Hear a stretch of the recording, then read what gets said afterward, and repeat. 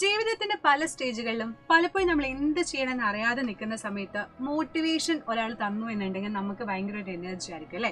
പല പല രീതിയിൽ നമുക്ക് മോട്ടിവേഷൻ വരാം. ഇപ്പൊ ഒരു നല്ലൊരു ബുക്ക് വായിക്കുന്നതിലൂടെ, ഇപ്പൊ എക്സാമ്പിൾ പറയുകയാണെങ്കിൽ പൗലോ കോയിലോന്റെ ആൽക്കമിസ്റ്റ് പോലെയുള്ള ബുക്കുകൾ, ചേതൻ ഭഗത്തിന്റെ ബുക്കുകൾ, അതൊക്കെ വായിക്കുമ്പോൾ അതിൽ നമ്മൾ ഒരുപാട് ഇൻസ്പിറേഷൻസ് ചെയ്യാം, നമുക്ക് ഒരുപാട് അത് ഇൻസ്പയർ ആവാറുണ്ട്.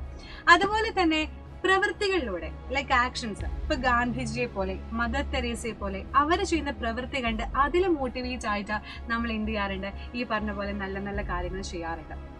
ഇനി വേറൊരു കാറ്റഗറി പറയുകയാണെങ്കിൽ അതാണ് വാക്കുകൾ. ഇപ്പൊ വേർഡ്സിലൂടെ നമ്മളെ മോട്ടിവേറ്റ് ചെയ്യുന്ന ആളുകൾ. അതിൽ ഏറ്റവും ഇമ്പോർട്ടന്റ് ആയിട്ടുള്ള ഒരാളുടെ കാര്യമാണ് ഞാൻ പറയാൻ പോകുന്നത്, നമ്മുടെ വിൻസ്റ്റൺ ചർച്ചിൽ. യുണൈറ്റഡ് കിങ്ഡത്തിന്റെ ഫോമർ പ്രസിഡന്റും അതുപോലെ രാഷ്ട്രീയ തന്ത്രജ്ഞനൊക്കെ ആയിട്ടുണ്ടായിരുന്ന അദ്ദേഹത്തിന്റെ പ്രസക്തമായ ഒരു കോട്ടിൽ നിന്നാണ് ഇന്ന് മിസ് സ്റ്റാർട്ട് ചെയ്യുന്നത്. എന്തായിരുന്നു അദ്ദേഹത്തിന്റെ കോട്ട് എന്ന് വെച്ച് കഴിഞ്ഞാൽ, success is not final, failure is not fatal, it is the courage to continue that counts. അദ്ദേഹം പറഞ്ഞ വേർഡ്സ് എന്താണ് ഉദ്ദേശിക്കുന്നത്? സക്സസ് എന്ന് പറഞ്ഞാൽ ഒരു ഫൈനൽ അല്ല അല്ലെ, ഒരിക്കലും വിജയം എന്ന് പറഞ്ഞാൽ അതൊരു ഫൈനൽ ആയിട്ടുള്ള ലാസ്റ്റ് ആയിട്ടുള്ള ഒരു കാര്യമല്ല.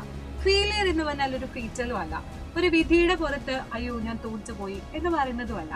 മറിച്ച് നമ്മൾ എത്രത്തോളം അതിൽ നിന്ന് കടന്ന് ചിന്തിക്കുന്നു, എത്രത്തോളം അതിൽ നിന്ന് നമ്മൾ മോട്ടിവേറ്റഡ് ആകുന്നു, എത്രത്തോളം നമ്മൾ അതിനെ അതിജീവിച്ച് ജീവിക്കുന്നു, അവിടെയാണ് എന്തെന്ന് പറയുന്നത് സക്സസ് എന്ന് പറയുന്നത്, അല്ലെങ്കിൽ നമ്മുടെ ലൈഫിൽ നമ്മൾ എവിടെയും എത്തിപ്പെട്ടു എന്ന് പറയുന്നത്. അപ്പൊ ഒരൊറ്റ നിമിഷം കൊണ്ട് കിട്ടുന്ന ഒരു സക്സസോ അല്ലെങ്കിൽ ഒരൊറ്റ നിമിഷം കൊണ്ട് നമുക്ക് നഷ്ടപ്പെടുന്ന പല പല കാര്യങ്ങളോ അല്ല ഇടമക്കളെ നമ്മുടെ ജീവിതം. ഇപ്പൊ നിങ്ങൾക്ക് പറയുകയാണെങ്കിൽ നിങ്ങളുടെ പരീക്ഷ, നിങ്ങൾ പല സമയത്ത് പേടിക്കുന്ന ഒരു കാര്യമാണ് പരീക്ഷയെ പറ്റിയിട്ട് അല്ലെ. പരീക്ഷയെ തോറ്റുപോവോ അല്ലെങ്കിൽ പരീക്ഷയെ ജയിച്ചു കഴിഞ്ഞാലുള്ള സന്തോഷം, പക്ഷെ അതൊക്കെ ഒരു നിമിഷത്തേക്ക് മാത്രം ഉള്ളതാണ്. അത് കഴിഞ്ഞിട്ട് നിങ്ങൾ അതിനെ എങ്ങനെ കൗണ്ട് ചെയ്യുന്നു, എങ്ങനെ നിങ്ങൾ അതിനെ മുന്നോട്ട് കൊണ്ടുപോകുന്നു, അവിടെയാണ് നിങ്ങൾ ജയിച്ചു എന്ന് പറയുന്നത്.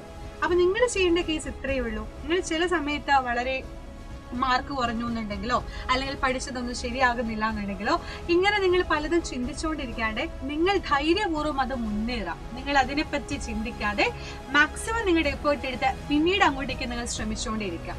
എത്രത്തോളം ശ്രമിക്കുന്നു അത്രത്തോളം റിസൾട്ട് നമുക്ക് കിട്ടും. അപ്പൊ ഇപ്പൊ നിങ്ങൾക്ക് ശരിക്കും പറഞ്ഞാൽ ഏറ്റവും ബെസ്റ്റ് ആയിട്ടുള്ള ഒരു ടൈമാണ്. പരീക്ഷാ കാലം കഴിഞ്ഞു, ഇനി അടുത്ത പരീക്ഷയ്ക്ക് തയ്യാറെടുക്കാനുള്ള സമയമാണ്. അപ്പൊ ഈ സമയം മുതൽ തന്നെ നിങ്ങൾ അടിപൊളിയായിട്ട് നിങ്ങൾ പ്രിപ്പയർ ചെയ്ത് തുടങ്ങിക്കഴിഞ്ഞാൽ സക്സസ് എന്ന് പറയുന്നത് നിങ്ങളുടെ കയ്യിൽ തന്നെ ഇരിക്കും. സോ അതുകൊണ്ട് വിൻസ്റ്റൺ ചർച്ചിൽ പറഞ്ഞതുപോലെ തന്നെ സക്സസ് ഒരു ഫൈനൽ അല്ല, ഇറ്റ് ഇസ് ഫെയിലിയർ എന്ന് പറഞ്ഞാൽ അതൊരു ഫേറ്റലും അല്ല. അപ്പൊ നിങ്ങൾ എത്രത്തോളം നിങ്ങൾ അതിൽ ഡെഡിക്കേറ്റഡ് ആകുന്നു, എത്രത്തോളം നിങ്ങൾ അതിൽ നിന്ന് മുന്നോട്ട് പോകുന്നു, ആ ഒരു ഇമ്പോർട്ടൻസ് ആണ് നിങ്ങളുടെ ലൈഫിൽ നിങ്ങൾ നേടിയെടുക്കാൻ പോകുന്ന മാർക്ക് എന്ന് പറയുന്നത്.